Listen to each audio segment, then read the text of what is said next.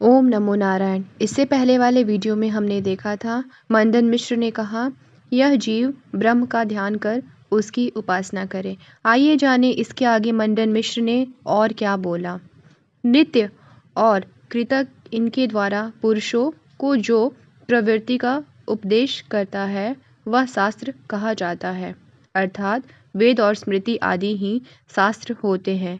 दूसरी बात यह रज्जु है, सर्प नहीं इत्यादि श्रवण से जैसे भ्रांत श्रोता के भय कंपन आदि निवृत्त होते हैं, वैसे ब्रह्म स्वरूप के श्रवण से संसारित्व भ्रांति निवृत्त नहीं होता, क्योंकि शुद्ध ब्रह्म स्वरूप पुरुष में यथापूर्व दुख सुख आदि संसार धर्म देखे जाते हैं। इस प्रकार श्रवण के अनंतर मनन और निधिध्यासन का श्रुति में विधान है, अर्थात यदि श्रवण मात्र से चरितार्थ होता तो मनन और निधिध्यासन का विधान क्यों होता। इससे सिद्ध होता है कि केवल श्रवण से फल सिद्धि नहीं होती। तत्पश्चात आचार्य शंकर कहते हैं, हे विश्वरूप, यदि मुक्ति उपासना का फल है तब तो उपासना रूप क्रिया जन्य होने से स्वर्ग आदि फल का समान अनित्य हो जाएगी, क्योंकि यह भाव पदार्थ उत्पन्न होता है वह अवश्य नष्ट होता है। यह नियम है। उपासना भी मानसिक क्रिया है। इसका करना न करना व अन्यथा करना व्यक्ति के अधीन है। समस्त कर्मों की यही दशा है, परंतु ज्ञानम वस्तुतंत्रम न पुरुष तंत्रम। ज्ञानम व्यक्ति के अधीन नहीं है, प्रयुक्त वस्तु के अधीन है। उसमें जानना न जानना अन्यथा जानना मनुष्य के अधीन नहीं है। जैसे वस्तु होगी वैसी ही ज्ञान होगा, अन्यथा नहीं। यथा अग्नि उष्ण है, उसको शीतल नहीं कहा जा सकता, इत्यादि उदाहरण है।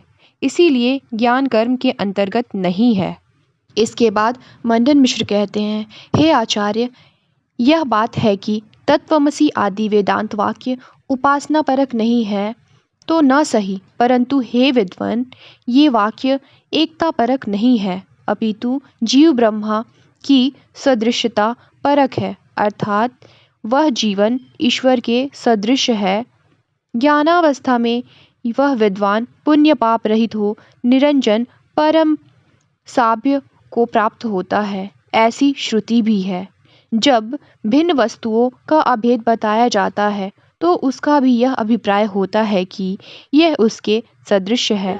जैसे सिंहो माणवक, यह माणवक नाम वाला व्यक्ति सिंह है, अर्थात सिंह के सदृश है, क्योंकि आदित्य के सदृश युप यज्ञ स्तंभ है। आचार्य शंकर कहते हैं, यदि यह वाक्य जीव का ब्रह्म के साथ समानता का प्रतिपादक है, एकता का नहीं, तो किस गुण को लेकर, क्या चैतन्य गुण को लेकर जीव परमेश्वर के सदृश है, अथवा सर्वज्ञता तथा सर्वशक्तिमता आदि गुणों को लेकर? यदि कहो कि चैतन्य गुण को लेकर समानता है, तब तो शास्त्र आदि का उपदेश व्यर्थ होगा, क्योंकि यह समानता तो लोक प्रसिद्ध है, उनका केवल कथन अनुवाद मात्र है, उपदेश नहीं। यदि कहो कि सर्वज्ञता और सर्वशक्तिमता आदि गुणों को लेकर जीव ब्रह्म के सदृश है, तो यह भी ठीक नहीं है, क्योंकि प्रथम तो आपके भक्त का बात होगा, कारण कि मीमांसक जीवात्मा को सर्वज्ञ तथा सर्वशक्तिमान नहीं मानते। दूसरी, यदि सर्वज्ञता आदि को लेकर जीव परमेश्वर के सदृश हो जाता है तो दोनों में समानता होने से भेद ही नहीं रहा तथा परमेश्वर स्वरूप ही हुआ। यदि भेद माने तो अनंत ईश्वरों की कल्पना करनी पड़ेगी, यह तो महान अनिष्ट है, अतः एकता मानना युक्त है। मंदन मिश्र कहते हैं, हे मुनिवर, जीव भी परमात्मा के समान नित्य है तथा आनंद आदि गुणों का विधान है। ये गुण आत्मा में सदा रहते हैं, परंतु अविद्या से आवृत होने के कारण इसकी प्रतीति नहीं होती। यदि इस प्रकार की समानता कहें तो इसमें कोई दोष नहीं है। आचार्य कहते हैं, हे विश्वरूप, यदि यह आप मानते हैं कि जीव में परमात्मा के सदृश गुण है, परंतु वे अविद्या से आवृत है, अविद्या के निवृत्त हुए वे प्रतीत होने लगते हैं, तो फिर जीव वस्तुतः ब्रह्म है। इसके मानने से आपको आग्रह क्यों है? आपने स्वयं स्वीकार किया है कि जीव अविद्या से आवृत होने के कारण अपने ब्रह्म को नहीं समझता। जब अविद्या के निवृत्ति हो जाती है, तब वह अपने को सचमुच ब्रह्म समझने लगता है। विश्वरूप मंडन कहते हैं, अच्छा, तो इसका यह अभिप्राय हुआ कि चेतन होने से जीव ब्रह्म के तुल्य है। इस कथन से यह सिद्ध होगा कि यह संसार चैतन्य से उत्पन्न हुआ है। ऐसा मानने से अचेतन परमाणु अथवा प्रकृति से जगत की उत्पत्ति मानने वाले वैशेषिक तथा सांख्यों का खंडन स्वतः सिद्ध होता है। आचार्य भागवत पद कहते हैं, वाह वाह, आपने खूब कही। ऐसी दशा में तो तत्वमसि के स्थान पर तत्वमस्ति वाक्य होना चाहिए। तत् जीवन का कारण ईश्वर, त्वम जीव, अस्ति है, वह तू है, ऐसा प्रयोग होगा। तब तो तत्वमसि में असि के प्रयोग आपके मत से ठीक नहीं है। आप इस तत्पद से इस जगत के मूल कारण जड़ न होने की सिद्धि करते हैं। यह तो तदैक्ष, इसमें ईषण किया इत्यादि उपनिषद वाक्यों से प्रथम ही सिद्ध है। और जड़त्व की शंका निवृत्त हो जाती है तो पुनः प्रधान निराश्वयक शंका नहीं करनी चाहिए। न्यायिक और वैशेषिक जड़ परमाणुओं से जगत की उत्पत्ति मानते हैं। सांख्य मत में जड़ प्रधान सृष्टि का कृत कारण है, परंतु वेदांत चेतन ब्रह्म को जगत का मूल कारण मानता है। मंडन मिश्र कहते हैं, जीव ब्रह्म की एकता कदापि सिद्ध नहीं हो सकती, क्योंकि यह एकता प्रत्यक्ष, अनुमान तथा श्रुति इन तीन प्रमाणों से बाधित है। इनमें से प्रथम पक्ष प्रत्येक व्यक्ति का यह प्रसिद्ध अनुभव है कि मैं ईश्वर नहीं हूँ, किंतु मैं अल्पज्ञ जीव उनका दास हूँ। यह प्रत्यक्ष प्रमाण जीव ब्रह्म की एकता का विरोध है। इसीलिए इस विधि वाक्य से आश्रित तत्वमसि आदि वचन वाले जपोपयोगी है, ऐसा स्वीकार करना चाहिए। तत्पश्चात वेदांत भास्कर आचार्य शंकर कहते हैं, यदि इंद्रियों द्वारा जीव और ब्रह्म का भेद ज्ञात होता तो अभेद प्रतिपादक तत्वमसि आदि वेद वाक्यों का विरोध निश्चित होता, परंतु प्रत्यक्ष में जीव ब्रह्म का भेद ही अगृहित है, भेद का स्वरूप है। जैसे सूर्य चंद्रमा नहीं है, मनुष्य पशु नहीं है इत्यादि भेद तो अभाव रूप है। उसके साथ इंद्रियों का संबंध अयुक्त है, क्योंकि इंद्रियां अपने अपने गुण तथा गुण युक्त भाव वस्तु को ग्रहण करती है। इसीलिए भेद रूप अभाव इंद्रियों द्वारा गृहीत न होने से ईश्वर तथा जीव का भेद प्रत्यक्ष प्रमाण से गृहीत है। यह कथन अयुक्त है और भेद के प्रत्यक्ष में अनुपयोगी तथा प्रतियोगी दोनों का ज्ञान अपेक्षित है। ईश्वर के साथ इंद्रियों का संबंध ही नहीं है, इससे ईश्वर का प्रत्यक्ष भी नहीं होता। इससे अभेद प्रतिपादक श्रुतियों के साथ कोई भी विरोध नहीं है। मंडन कहते हैं, हे यतिवर, विशेषण विशेष भाव संबंध को लेकर जीव ब्रह्म का भेद का प्रत्यक्ष ज्ञान हो सकता है। जैसे मैं ईश्वर से भिन्न हूँ, यह पूर्वोक्त जीव विशेषण भेद है और ईश्वर विशेष्य है।